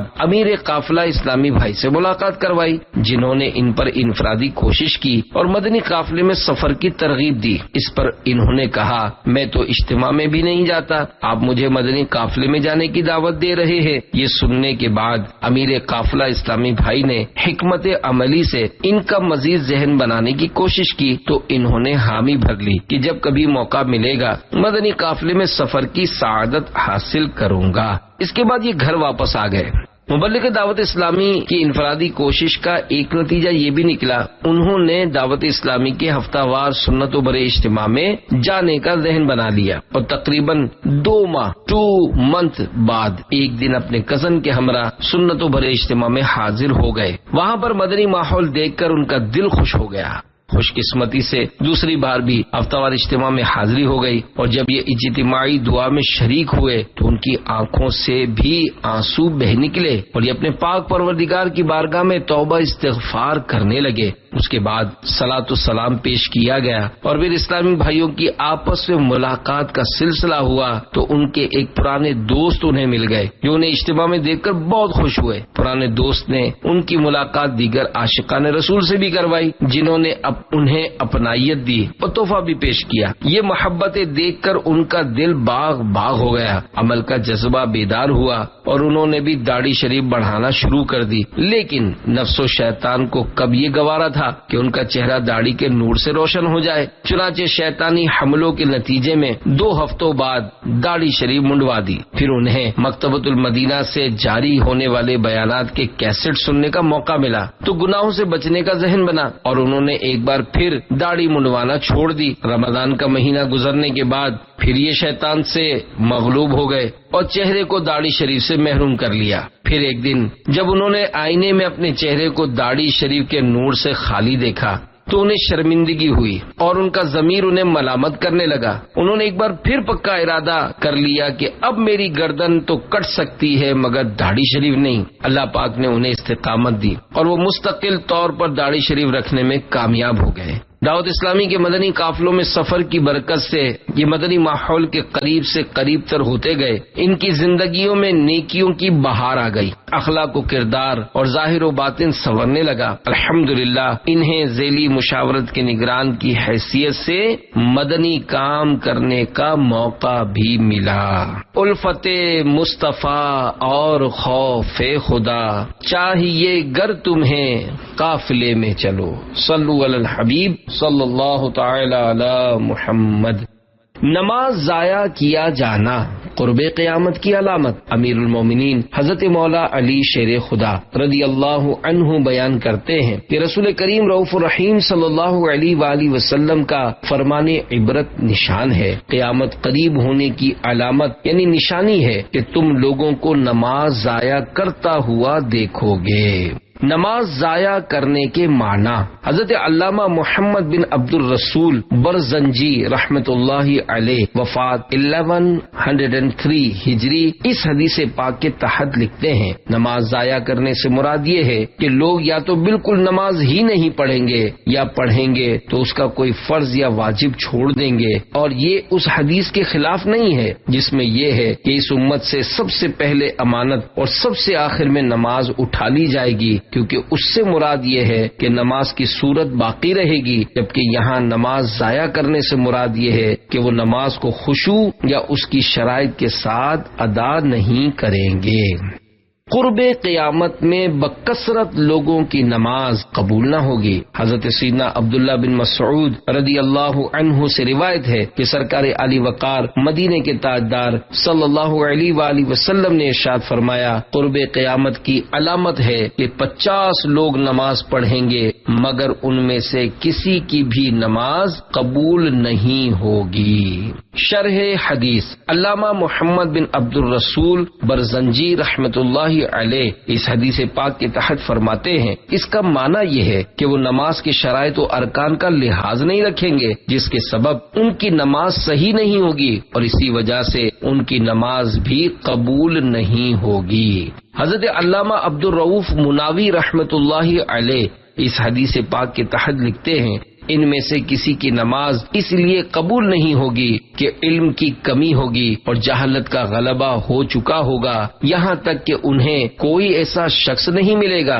جو انہیں دین کے ستون نماز کے احکام سکھائے اور دینی احکام میں ان کی رہنمائی کرے اور ان کی عبادت درست کروائے۔ اور حقیقت یہ ہے کہ 50 کا عدد حد بندی کے لیے نہیں بلکہ کثرت بیان کرنے کے لیے ہے، یعنی نماز پڑھنے والوں کی کثیر تعداد ایسی ہوگی جن کی نماز قبول نہیں ہوگی۔ تارک نماز بدبخت اور محروم ہے۔ حضرت سلطان مدینہ صلی اللہ علیہ وآلہ وسلم نے ایک دن صحابہ کرام رضی اللہ عنہم سے ارشاد فرمایا، دعا کرو اے اللہ ہم میں بدبخت و محروم شخص کو نہ رہنے دینا۔ پھر ارشاد فرمایا، کیا تم جانتے ہو محروم و بدبخت کون ہے؟ صحابہ کرام رضی اللہ عنہم نے عرض کی، یا رسول اللہ صلی اللہ علیہ وآلہ وسلم وہ کون ہے؟ تو فرمایا، نماز ترک کرنے والا۔ جہنمیوں کا نچوڑ یعنی رس۔ اللہ پاک کے آخری نبی صلی اللہ علیہ وآلہ وسلم نے ارشاد فرمایا، جس نے ایک نماز نشے کی حالت میں چھوڑی، گویا دنیا اور اس میں موجود سب کچھ جو اس کے پاس تھا اس سے چھین لیا گیا، اور جس نے 4 نمازیں نشے کی حالت میں چھوڑی تو اللہ پاک پر حق ہے کہ اسے طینۃ الخبال سے پلائے۔ عرض کی گئی طینۃ الخبال کیا ہے؟ ارشاد فرمایا، جہنمیوں کا نچوڑ یعنی پیپ اور خون۔ کالے سانپوں کے زہر کا گھونٹ۔ پیارے پیارے اسلامی بھائیوں، نشہ ویسے ہی حرام ہے، پھر اس کے سبب نمازیں چھوٹ جانا بھی باعث عذاب۔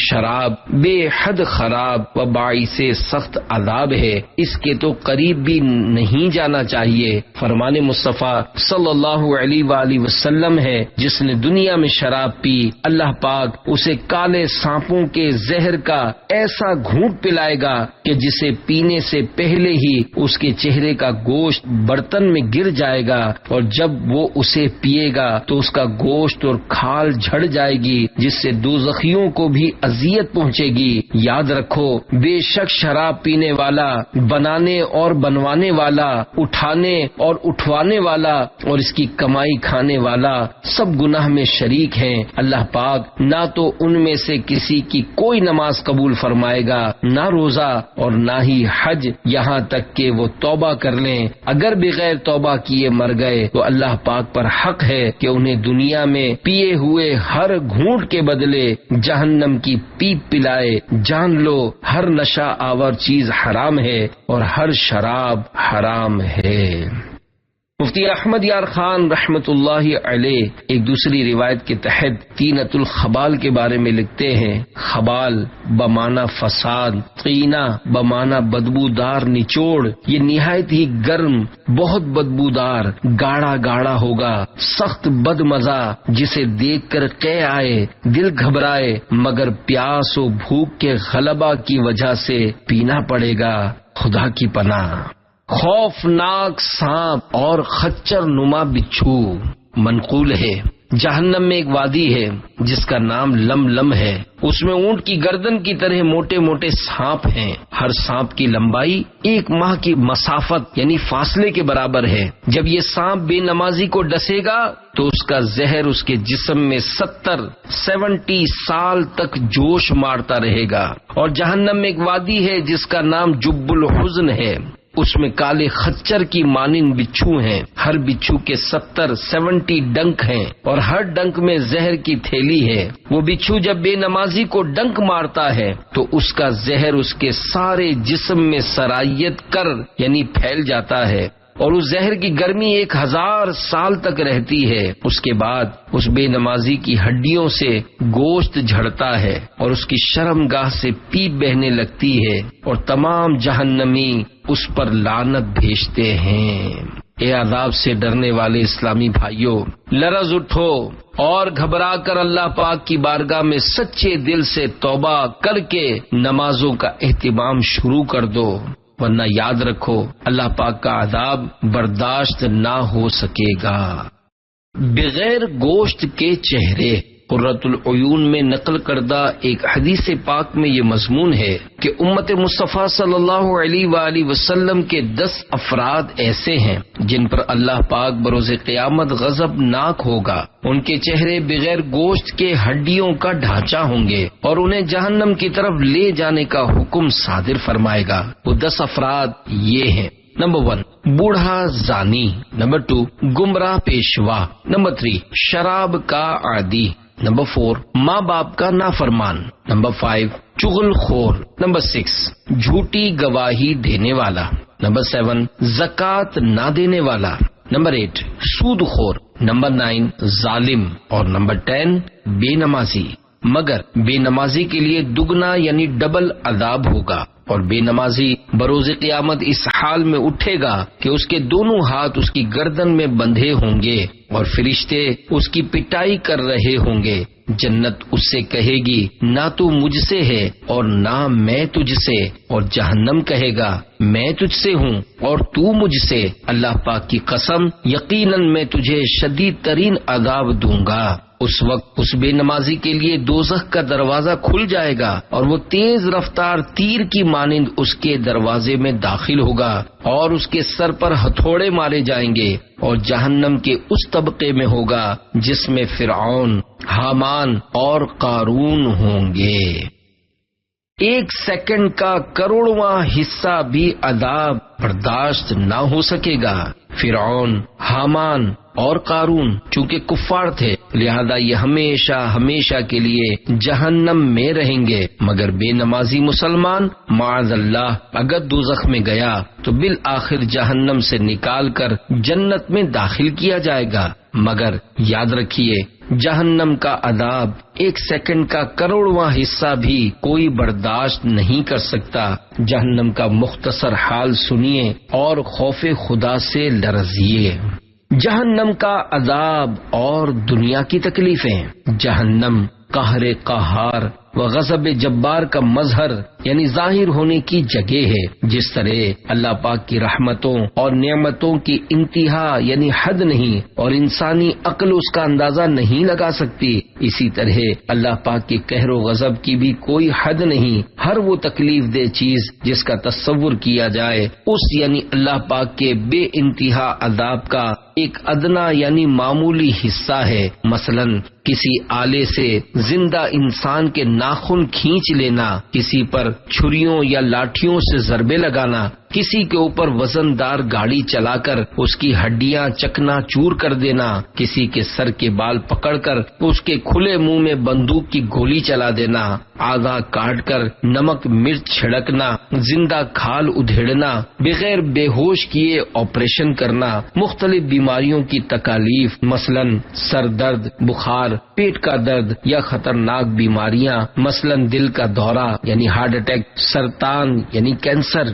گردے کی پتھری کا درد، خارش، شدید گھبراہٹ وغیرہ وغیرہ، جو بھی امراض یا مصائب و آلام دنیاوی جن کا تصور ممکن ہے وہ جہنم کی تکلیفوں کے مقابلے میں کچھ بھی نہیں۔ بالفرض دنیا کی ساری بیماریاں اور مصیبتیں کسی ایک شخص پر جمع ہو جائیں تب بھی جہنم کے سب سے ہلکے عذاب کے برابر نہیں ہو سکتی۔ جہنم کا سب سے ہلکا عذاب فرمان مصطفیٰ صلی اللہ علیہ وآلہ وسلم ہے، جس کو جہنم کا سب سے ہلکا عذاب ہوگا اسے آگ کی جوتیاں تسموں یعنی ڈوریوں سمیت پہنا دی جائیں گی، جس سے اس کا دماغ ایسے کھولے گا جیسے تانبے کی پتیلی کھولتی ہے۔ وہ سمجھے گا کہ سب سے زیادہ عذاب مجھ ہی پر ہو رہا ہے، حالانکہ اس پر سب سے ہلکا عذاب ہوگا۔ فرمان مصطفیٰ صلی اللہ علیہ وآلہ وسلم ہے، سب سے ہلکے درجے کا جس پر عذاب ہوگا اللہ پاک اس سے پوچھے گا اگر ساری زمین تیری ہو جائے تو کیا اس عذاب سے بچنے کے لیے تو سب فدیے یعنی نقد معاوضے میں دے دے گا؟ عرض کرے گا ہاں۔ فرمائے گا جب تو آدم علیہ السلام کی پشت یعنی پیٹھ میں تھا تو ہم نے اس سے بہت آسان چیز کا حکم فرمایا تھا کہ کفر نہ کرنا، مگر تو نے نہ مانا۔ دوزخ سے پناہ مانگنے کی فضیلت۔ اے عاشقان رسول، جہنم سے پناہ مانگتے رہنے کی عادت بنائیے۔ فرمان مصطفیٰ صلی اللہ علیہ وآلہ وسلم، جس شخص نے 3 مرتبہ دوزخ سے پناہ مانگی تو دوزخ دعا کرتی ہے کہ یا اللہ اس کو مجھ سے پناہ میں رکھ۔ پناہ ان الفاظ میں بھی مانگ سکتے ہیں، یا اللہ مجھے جہنم سے بچا، آمین۔ گناہگار ہوں میں لائق جہنم ہوں، کرم سے بخش دے مجھ کو نہ دے سزا یا رب، برائیوں پہ پشیماں ہوں رحم فرما دے، ہے تیرے قہر پہ حاوی تیری عطا یا رب۔ قارون کے ساتھ حشر رسول اکرم شاہ آدم و بنی آدم صلی اللہ علیہ وآلہ وسلم کا فرمان معظم ہے، جو شخص نماز کی حفاظت کرے اس کے لیے نماز قیامت کے دن نور و دلیل اور نجات ہوگی، اور جو اس کی حفاظت نہ کرے اس کے لیے بروز قیامت نہ نور ہوگا اور نہ دلیل ہوگی اور نہ نجات، اور وہ شخص قیامت کے دن قارون، فرعون، حامان اور ابی بن خلف کے ساتھ ہوگا۔ نماز سے قبر میں اور پل صراط پر روشنی ہوگی۔ حضرت مفتی احمد یار خان رحمت اللہ علیہ فرماتے ہیں، حدیث پاک کی یہ الفاظ، جس نے نماز کی حفاظت کی اس طرح کہ نماز ہمیشہ پڑھے، صحیح پڑھے، دل لگا کر اخلاص کے ساتھ ادا کیا کرے، یہی معنی ہے نماز قائم کرنے کے، جس کا حکم قرآن کریم نے بارہا دیا، اقیم الصلاۃ، یعنی نماز قائم کرو، اور حدیث پاک کے اس حصے نماز بروز قیامت نور و دلیل و نجات ہوگی کے بارے میں فرماتے ہیں، قیامت میں قبر بھی داخل ہے، کیونکہ موت بھی قیامت ہی ہے۔ مطلب یہ ہے کہ نماز قبر میں اور پل صراط پر روشنی ہوگی، اور سجدہ گاہ تیز بیٹری کی طرح چمکے گی، اور نماز اس کے مومن بلکہ عارف باللہ یعنی اللہ پاک کی پہچان رکھنے والا ہونے کی دلیل ہوگی۔ نیز اس نماز کے ذریعے سے اسے ہر جگہ نجات ملے گی، یعنی چھٹکارا ملے گا، کیونکہ قیامت میں پہلا سوال نماز کا ہوگا۔ اگر اس میں بندہ کامیاب ہو گیا تو انشاءاللہ آگے بھی کامیاب ہوگا۔ بے نمازی کے غیر مسلموں کے ساتھ حشر کی وضاحت۔ مفتی صاحب مزید فرماتے ہیں، ابی بن خلف وہ مشرک ہے جسے نبی کریم صلی اللہ علیہ وآلہ وسلم نے احد کے دن اپنے ہاتھ مبارک سے قتل فرمایا، مرقاہ میں ہے، اس میں اشارتاً فرمایا گیا بے نمازی کا حشر یعنی اٹھنا ان کافروں کے ساتھ ہوگا، اور نمازی مومن کا حشر یعنی اٹھنا انشاءاللہ نبیوں، صدیقوں، شہداء اور صالحین یعنی نیک بندوں کے ساتھ ہوگا۔ اس سے یہ لازم نہیں آتا کہ بے نمازی کافر ہو جائے اور نمازی معاذ اللہ نبی بن جائے، بلکہ بے نمازی کو قیامت میں ان کفار کے ساتھ کھڑا کیا جائے گا، جیسے کسی شریف آدمی کو ذلیل کے ساتھ بٹھا دینا اس کی ذلت ہے۔ آگے مزید فرماتے ہیں، خیال رہے قیامت میں ہر شخص کا حشر یعنی اٹھنا اس کے ساتھ ہوگا جس سے اسے دنیا میں محبت تھی اور جس کی طرح وہ کام کرتا تھا۔ بے نمازی چونکہ کافروں کیسے کام کرتا ہے، لہذا اس کا حشر یعنی اٹھنا بھی ان کے ساتھ ہوگا۔ نمازی نبیوں، صدیقوں کی نقل کرتا ہے، لہذا اس کا حشر یعنی قیامت میں اٹھنا ان کے ساتھ ہوگا۔ اس لیے کہتے ہیں کہ اچھوں کی نقل بھی اچھی اور بروں کی نقل بھی بری۔ قارون وغیرہ کے ساتھ حشر ہونے کی تفصیل۔ بعض علماء فرماتے ہیں جو مال و دولت کی مشغولیت کی وجہ سے نماز چھوڑے گا وہ بروز قیامت قارون کے ساتھ اٹھایا جائے گا۔ جو حکومت کی مصروفیت کی وجہ سے نماز میں غفلت کرے گا وہ قیامت کے دن فرعون کے ساتھ اٹھے گا۔ جو وزارت کی مصروفیت کے سبب نماز سے محروم ہوگا اسے فرعون کے وزیر حامان کے ساتھ بروز قیامت اٹھایا جائے گا، اور جو تجارت کی مصروفیت کی وجہ سے نماز چھوڑے گا وہ مکہ شریف کے بدنام کافر تاجر ابی بن خلف کے ساتھ بروز قیامت اٹھایا جائے گا۔ ابی بن خلف کی عبرت ناک حکایت روایت میں ہے کہ ابی بن خلف جنگ بدر میں پکڑا گیا، تو چھوٹنے کے لیے اس نے جب اپنا فدیہ یعنی نقد معاوضہ ادا کیا تو اس نے کہا میں اپنے گھوڑے کو روزانہ بہت زیادہ دانے کھلاؤں گا اور معاذ اللہ رسول اللہ صلی اللہ علیہ وآلہ وسلم کو شہید کرتے وقت اس گھوڑے کو استعمال کروں گا۔ جب حضور سرور کائنات صلی اللہ علیہ وآلہ وسلم کے سامنے اس بات کا ذکر ہوا تو ارشاد فرمایا انشاءاللہ میں اسے قتل کروں گا۔ پھر غزوہ احد کے موقع پر ابی بن خلف زرہ، خود اور دیگر اسلحہ و سامان حفاظت سے لدا ہوا گھوڑے پر سوار ہوا اور کہنے لگا لا نجوت ان نجا محمد، یعنی اگر محمد صلی اللہ علیہ وآلہ وسلم بچ گئے تو میں نہیں بچوں گا، یعنی اگر میں نے انہیں شہید نہ کیا تو وہ مجھے قتل کر دیں گے۔ احد کا میدان کارزار گرم تھا، یعنی جنگ زور و شور سے جاری تھی کہ اس نے سرکار نامدار صلی اللہ علیہ وآلہ وسلم کی جانب گھوڑا دوڑایا۔ اس کے تیور دیکھ کر صحابہ کرام رضی اللہ عنہم نے اسے روکنا چاہا، مگر سرکار مدینہ صلی اللہ علیہ وآلہ وسلم نے فرمایا کہ اس کا راستہ چھوڑ دو، اور پھر اس کے جسم پر نیزے کی انی یعنی نوک چبھو دی۔ ابی بن خلف زخمی ہو کر گھوڑے سے نیچے گرا اور مکے شریف تک زندہ نہ پہنچ سکا، راستے ہی میں مر گیا۔ ابی بن خلف جب زخمی ہو کر گرا تو اس کے کچھ ساتھی اسے پوچھنے آئے، مگر وہ بیل کی طرح ڈکرا یعنی چلا رہا تھا۔ انہوں نے کہا کہ کیوں اتنا شور مچا رہا ہے، تجھے ایک معمولی سی خراش آئی ہے۔ اس نے ان سے سرکار مدینہ صلی اللہ علیہ وآلہ وسلم کے اس ارشاد کا ذکر کیا کہ انہوں نے فرمایا ہے میں ابی کو قتل کروں گا۔ پھر اس نے کہا قسم اس کی جس کے قبضے میں میری جان ہے، جو تکلیف مجھ پر گزر رہی ہے، اگر وہ اہل ذوالمجاز عرب کے ایک بازار کا نام تھا پر ہوتی تو وہ سب کے سب مر جاتے۔ پھر وہ مکے شریف پہنچنے سے پہلے راستے میں ہی مر گیا۔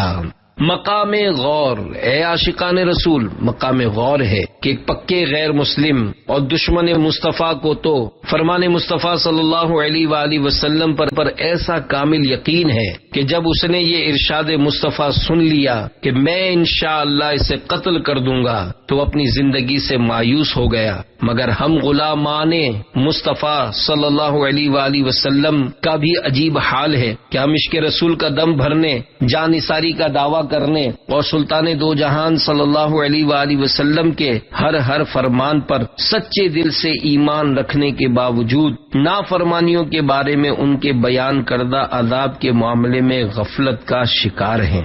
کفن چور کی آپ بیتی۔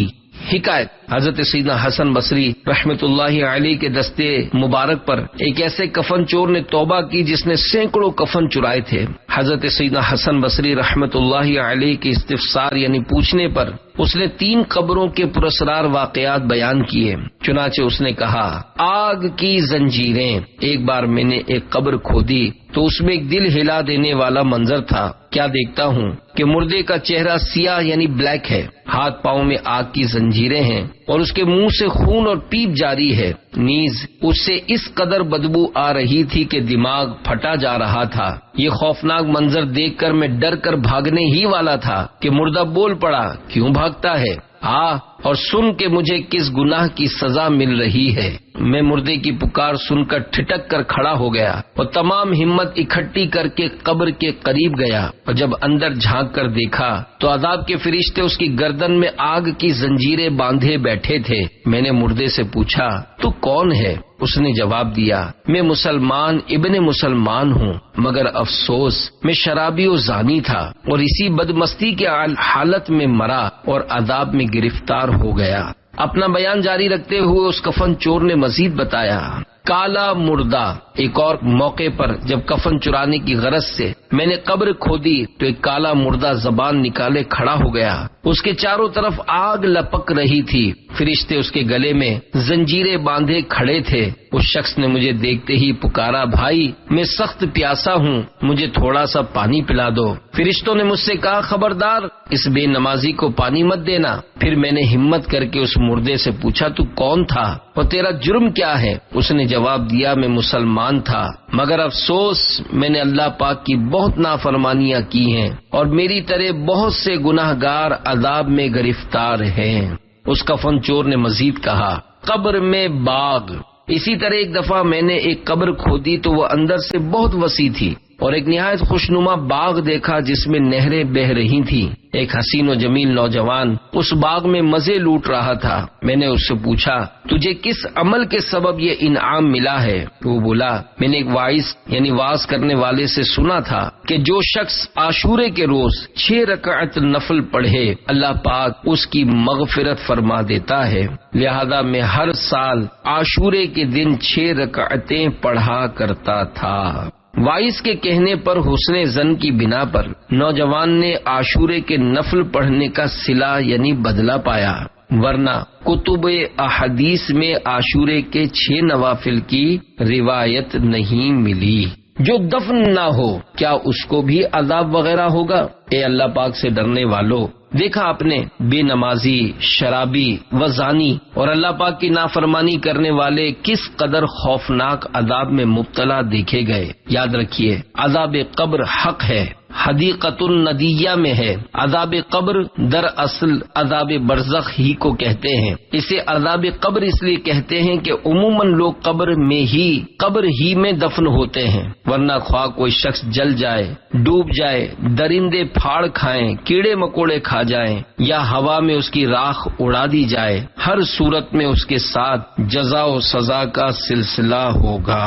مسلمانوں کا عذاب دکھانے کا سبب برزخ کے لفظی معنی آڑ اور پردے کے ہیں، اور مرنے کے بعد سے لے کر قیامت تک اٹھنے تک کا وقفہ برزخ کہلاتا ہے۔ برزخ کے معاملات زندہ لوگوں کو نظر نہیں آتے، البتہ کبھی کبھی اللہ پاک اپنے بندوں کو ترغیب یعنی نیکی کی طرف رغبت دلانے یا ترہیب یعنی گناہوں کی سزاؤں سے ڈرانے کے لیے دکھا دیتا ہے۔ مشہور محدث حضرت سیدنا امام اوزاعی رحمت اللہ علیہ سے دریافت کیا گیا کہ غیر مسلم مرتے ہیں تو ان کا عذاب نظر نہیں آتا، مگر گناہگار مسلمانوں کا عذاب بعض اوقات دکھا دیا جاتا ہے، اس کا کیا سبب ہے؟ آپ نے جواب دیا کہ غیر مسلموں کے جہنمی ہونے میں کسی کو کوئی شک نہیں، لیکن مسلمانوں میں یہ حالت اس لیے دکھائی جاتی ہے تاکہ وہ عبرت حاصل کریں اور گناہوں سے بے خوف نہ رہیں۔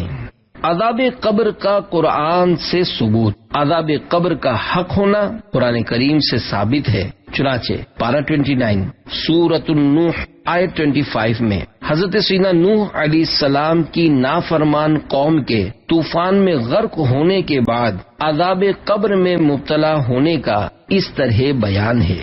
مما خطیئاتہم اغرقوا فادخلوا نارا۔ ترجمہ کنز الایمان، اپنی کیسی خطاؤں پر ڈبوئے گئے پھر آگ میں داخل کیے گئے۔ اس آیت مبارکہ کے اس حصے پھر آگ میں داخل کیے گئے کی تفسیر میں لکھا ہے، یعنی اس آگ سے مراد برزخ کی آگ ہے اور مراد عذاب قبر ہے۔ عذاب قبر کے متعلق پارہ 24 سورۃ المؤمن آیت نمبر 46 میں اللہ پاک فرماتا ہے، النار يعرضون عليها غدوا وعشيا ويوم تقوم الساعة ادخلوا آل فرعون اشد العذاب۔ ترجمہ کنز الایمان، آگ جس پر صبح و شام پیش کیے جاتے ہیں اور جس دن قیامت قائم ہوگی، حکم ہوگا فرعون والوں کو سخت تر عذاب میں داخل کرو۔ اس آیت میں واضح طور پر عذاب قبر کا بیان ہے، اس طرح کہ اشد العذاب یعنی سخت تر عذاب سے جہنم کا عذاب مراد ہے جو قیامت کے دن ہوگا۔ اس سے پہلے جو عذاب ہے وہ عذاب قبر ہے۔ عذاب قبر و جہنم سے تو بچا یا رب، تیرے حبیب کا دیتا ہوں واسطہ یا رب۔ صلو علی الحبیب صلی اللہ تعالی علی محمد۔ 5 قبریں۔ حکایت، خلیفہ عبد الملک کے پاس ایک بار ایک شخص گھبرایا ہوا حاضر ہوا، کہنے لگا، علی جا، میں بے حد گناہگار ہوں اور جاننا چاہتا ہوں کہ میرے لیے معافی بھی ہے یا نہیں۔ خلیفہ نے کہا، کیا تیرا گناہ زمین و آسمان سے بھی بڑا ہے؟ جواب دیا، بڑا ہے۔ خلیفہ نے کہا، کیا تیرا گناہ لوح و قلم سے بھی بڑا ہے؟ اس نے کہا، بڑا ہے۔ پوچھا، کیا تیرا گناہ عرش و کرسی سے بھی بڑا ہے؟ جواب دیا، بڑا ہے۔ خلیفہ نے کہا، بھائی، یقیناً تیرا گناہ اللہ پاک کی رحمت سے تو بڑا نہیں ہو سکتا۔ یہ سن کر اس کے سینے میں تھما ہوا طوفان آنکھوں کے ذریعے امنڈ آیا اور اس نے رونا شروع کر دیا۔ خلیفہ نے کہا، بھائی، آخر پتہ بھی تو چلے کہ تمہارا گناہ کیا ہے۔ اس پر اس نے کہا، حضور، مجھے آپ کو بتاتے ہوئے بے حد ندامت ہو رہی ہے، تاہم عرض کیے دیتا ہوں، شاید میری توبہ کی کوئی صورت نکل آئے۔ یہ کہہ کر اس نے اپنی خوفناک داستان سنانی شروع کی۔ کہنے لگا، علی جا، میں ایک کفن چور ہوں۔ آج رات میں نے 5 قبروں سے عبرت حاصل کی اور توبہ پر آمادہ ہوا۔ شرابی کا انجام۔ کفن چرانے کی غرض سے میں نے جب پہلی قبر کھودی تو مردے کا منہ قبلے سے پھرا ہوا تھا۔ میں خوف زدہ ہو کر جوں ہی پلٹا کہ غیبی آواز نے مجھے چونکا دیا۔ کوئی کہہ رہا تھا اس مردے سے عذاب کا سبب تو دریافت کر لے۔ میں نے گھبرا کر کہا مجھ میں ہمت نہیں، تم ہی بتاؤ۔ آواز آئی، یہ شخص شرابی و زانی تھا، خنزیر نما مردہ۔ دوسری قبر کھودی تو ایک دل ہلا دینے والا منظر میری آنکھوں کے سامنے تھا۔ کیا دیکھتا ہوں کہ مردے کا منہ خنزیر جیسا ہو چکا ہے اور توق و زنجیر میں جکڑا ہوا ہے۔ غیب سے آواز آئی، یہ جھوٹی قسمیں کھاتا اور حرام کھاتا تھا۔ آگ کی کیلیں۔ تیسری قبر کھودی تو اس میں بھی ایک بھیانک منظر تھا۔ مردہ گدی کی طرف زبان نکالے ہوئے تھا اور اس کے جسم میں آگ کی کیلیں ٹھکی ہوئی تھیں۔ غیبی آواز نے بتایا یہ غیبت کرتا، چغلی کھاتا اور لوگوں کو آپس میں لڑواتا تھا۔ آگ کی لپیٹ میں۔ چوتھی قبر کھودی تو میری نگاہوں کے سامنے ایک بے حد سنسنی خیز منظر تھا۔ مردہ آگ میں الٹ پلٹ ہو رہا تھا اور فرشتے اس کو آگ کے ہتھوڑوں سے مار رہے تھے۔ میں گھبرا کر ایک دم بھاگ کھڑا ہوا، مگر میرے کانوں میں ایک غیبی آواز گونج رہی تھی کہ یہ بدنصیب نماز و روزہ رمضان میں سستی کیا کرتا تھا۔ جوانی میں توبہ کا انعام۔ پانچویں قبر جب کھودی تو اس کی حالت گزشتہ 4 قبروں سے بالکل جدا تھی۔ قبر حد نظر تک وسیع یعنی پھیلی ہوئی تھی اور اندر ایک تخت پر خوبصورت نوجوان بیٹھا تھا۔ غیبی آواز نے بتایا اس نے جوانی میں توبہ کر لی تھی اور نماز اور روزے کا سختی سے پابند تھا۔ اے عاشقان رسول، بیان کردہ حکایت بار بار سنیے اور خوف خداوندی سے لرزیے۔ اللہ پاک کبھی کبھی قبر کے مناظر یعنی برزخ کے حالات اس لیے دکھاتا ہے تاکہ لوگ ان سے درس عبرت حاصل کر کے گناہوں سے بچنے کا سامان کریں اور نیکی کے راستے پر آ جائیں۔ نمازیں نہ چھوڑو، گناہوں کو چھوڑو، کبھی یاد حق سے نہ منہ اپنا موڑو۔ صلو علی الحبیب صلی اللہ علی محمد۔ فلموں کا شیدائی قرآن کا حافظ کیسے بنا؟ دنیا سے ایمان سلامت لے جانے کی سوچ بنانے، عذاب قبر سے بچانے والے اعمال بڑھانے اور قبر و آخرت میں راحتیں پانے کے لیے دعوت اسلامی کے مدنی ماحول سے ہر دم وابستہ رہیے۔